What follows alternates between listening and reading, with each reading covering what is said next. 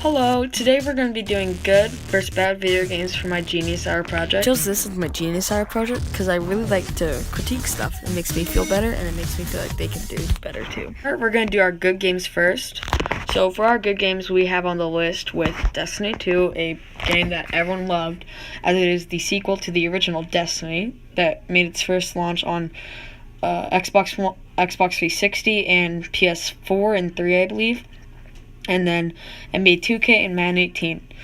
So, we're going to start off with Destiny 2 as I listed it first. Like I said, it is the sequel to Destiny 1, and in this game, they've introduced new characters, more cutscenes, yes, more talking for the characters, and they made everyone more important, which is very good because in the last game, they had no one.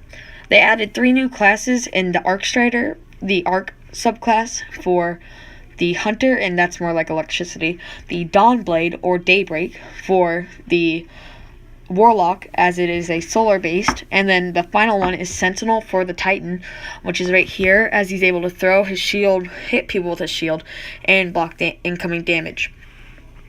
He was added to the game because the Defender class was no longer needed, and in this game, the main bad guys, the Cabal, took away all the light, which gives the Guardians, the main characters, their powers. So, when they finally went back to the Shard of the Traveler, they regained all of their powers, and so they got new subclasses. This gun right here is the Mida Multi-Tool, the most wanted gun back into the Destiny 2 saga, as it was in the first Destiny. Next, we have Madden 18, which this is a picture of the new game mode called Long Shot, which takes you through the eyes of Devin Wade, a football player who left college from Texas, and now he's making his own show as Long Shot, and him and his friend Colt Cruz get drafted to the NFL. They make a bunch of little fun things in their TV show, Long Shot, as they go to the Army and even play a game.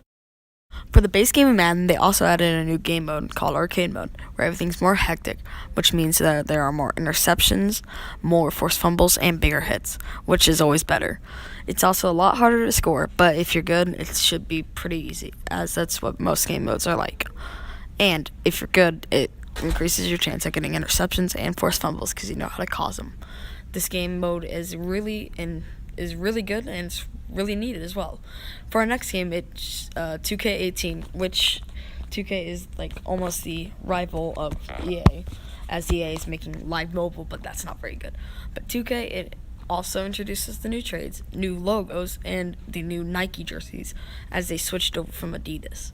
It's a very nice game, and they introduced more cutscenes and a new park. The park is the online game mode for 2K, where it shows everyone's My Career players going up against each other. It's a game of skill and what rating your character is. It's a very nice way to do it. And they also changed the setting to where it's just a park, and your My Court, well, now it's actually like a neighborhood with movies and an NBA store.